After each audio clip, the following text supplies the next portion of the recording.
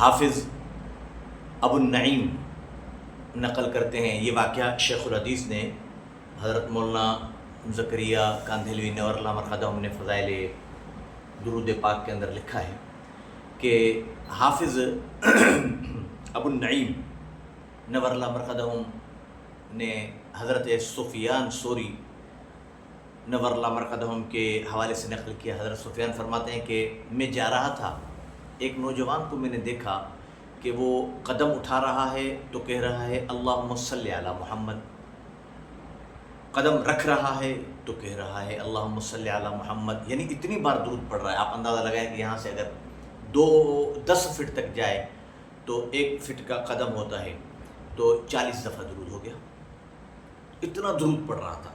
تو حضرت سفیان ثوری نور اللہ مرقدہم فرماتے ہیں کہ میں نے اس سے پوچھا کہ اے نوجوان، یہ تو نے کسی حدیث میں پڑھا ہے یا روایت ہے یا تو اپنی طرف سے یہ عمل کر رہا ہے، کیا راز ہے؟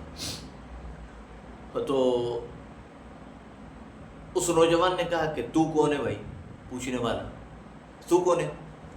حضرت سفیان ثوری مشہور تھے، بہت بڑے محدث محقق، انہوں نے کہا کہ میں سفیان ثوری۔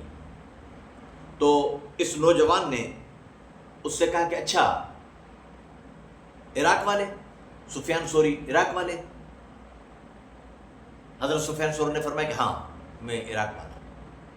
تو مقام تھا، نام تھا۔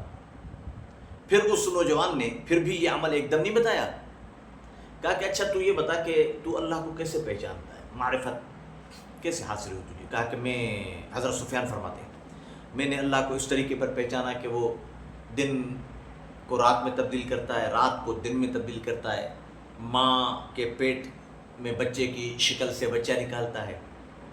اس نوجوان نے کہا کہ نہیں، پھر یہ معرفت نہیں ہے۔ تو حضرت سفیان ثوری نے کہا اچھا تو نے کیسے پہچانا اللہ کو؟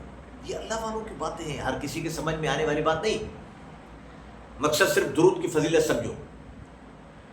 اللہ، تو اس نے کہا کہ میں نے تو اللہ کو اس طریقے سے پہچانا کہ میں نے ایک چیز پر ٹھان لی کہ کل مجھے یہ کام کرنا ہے، دنیا ادھر سے ادھر ہو جائے مجھے یہ کام ہر حال میں کرنا ہے، اور میں نہیں کر سکا۔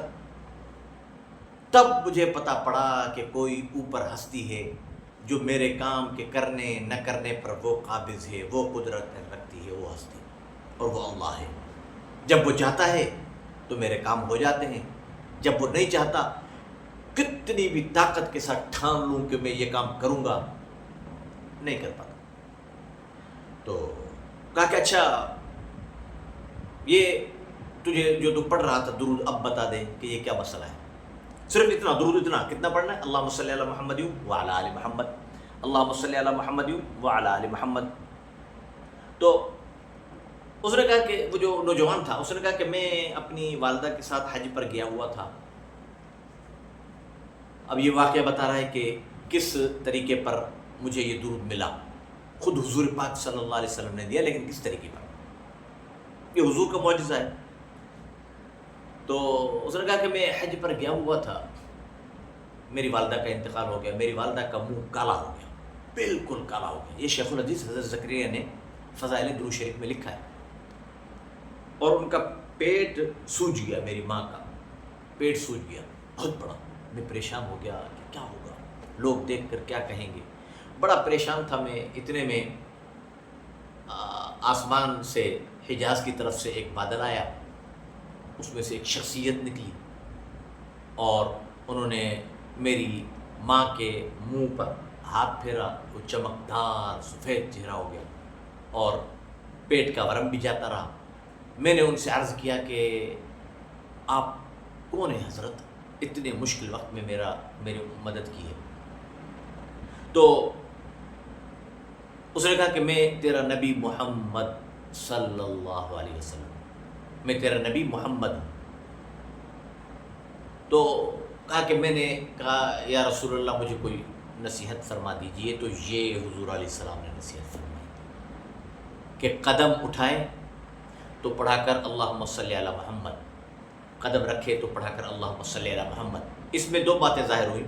ایک تو یہاں یہ بات حضرت نے ختم کی ہے، میں اپنے تخیل میں ایک آپ حضرات کو بات بتاتا ہوں کہ جلد بازی چلنے میں بھی منع ہے. اب دیکھیں نا کتنی دیر لگے گی, ہم چلتے ہیں دھڑ دھڑ دھڑ دھڑ دھڑ دھڑ دھڑ دھڑ, آگے پھسل بھی سکتا ہے, گر بھی سکتا ہے. اس واقعے سے ہمیں یہ بھی سبق مل سکتا ہے کہ متانت, سنجیدگی, سکون کے ساتھ چلو. اللہم صلی علی محمد, اللہم صلی علی محمد, اللہم صلی علی محمد, اللہم صلی علی محمد. آرام سے چلو, اطمینان سے چلو. بہرحال اللہ پاک ہمیں درود پاک پڑھنے سے ہچکچاہٹ کے بجائے درود سے محبت عطا فرمائے.